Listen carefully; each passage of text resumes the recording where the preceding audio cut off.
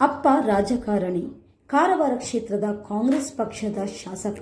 ರಾಜಕೀಯದಲ್ಲಿ ಸಾಕಷ್ಟು ಹೆಸರು ಮಾಡಿದ್ರು ಬೇಲೆಕೇರಿ ಅದಿರು ನಾಪತ್ತೆ ಪ್ರಕರಣ ಸತೀಶ್ ಸೈಲ್ ಅವರ ಬೆನ್ನು ಬಿದ್ದಿದೆ.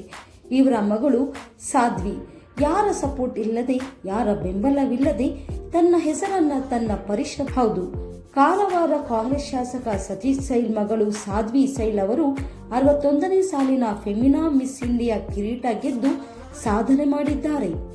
ಏಪ್ರಿಲ್ 18ರಂದು ಒಡಿಶಾದ ಭುವನೇಶ್ವರದಲ್ಲಿರುವ ಕಳಿಂಗ ಇನ್ಸ್ಟಿಟ್ಯೂಟ್ ಆಫ್ ಇಂಡಸ್ಟ್ರಿಯಲ್ ಟೆಕ್ನಾಲಜಿಯಲ್ಲಿ ಫಿನಾಲೆ ನಡೆದಿದೆ.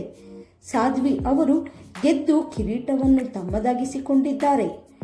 ಒಟ್ಟು 29 ಮಂದಿಯನ್ನು ಹಿಂದಿಕ್ಕಿ ಗೋವಾದಿಂದ ಪ್ರತಿನಿಧಿಸಿದ್ದ ಸಾಧ್ವಿ ಮಿಸ್ ಇಂಡಿಯಾ ಪಟ್ಟವನ್ನ ಗೆದ್ದಿದ್ದಾರೆ.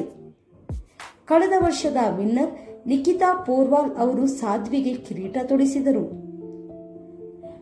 ಮಿಸ್ ಇಂಡಿಯಾ ಕಿರೀಟವನ್ನ ತಮ್ಮದಾಗಿಸಿಕೊಂಡ ಸಾಧ್ವಿ ಗೆದ್ದ ಬಳಿಕ ತಂದೆಯ ಜೊತೆ ವಿಡಿಯೋ ಕಾಲ್ನಲ್ಲಿ ಮಾತನಾಡಿ ಖುಷಿ ಪಟ್ಟಿದ್ದಾರೆ.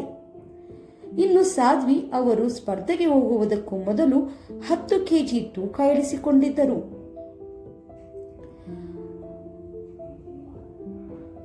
ಸಾಧ್ವಿ ಅವರು 2026ರ ಮಿಸ್ ವರ್ಲ್ಡ್ ಸ್ಪರ್ಧೆಯಲ್ಲಿ ಭಾರತವನ್ನು ಪ್ರತಿನಿಧಿಸಲಿದ್ದಾರೆ. ವಿಯೆಟ್ನಾಂನಲ್ಲಿ ಸ್ಪರ್ಧೆ ನಡೆಯಲಿದ್ದು ಸೆಪ್ಟೆಂಬರ್ 5ರಂದು ಫಿನಾಲೆ ನಡೆಯಲಿದೆ.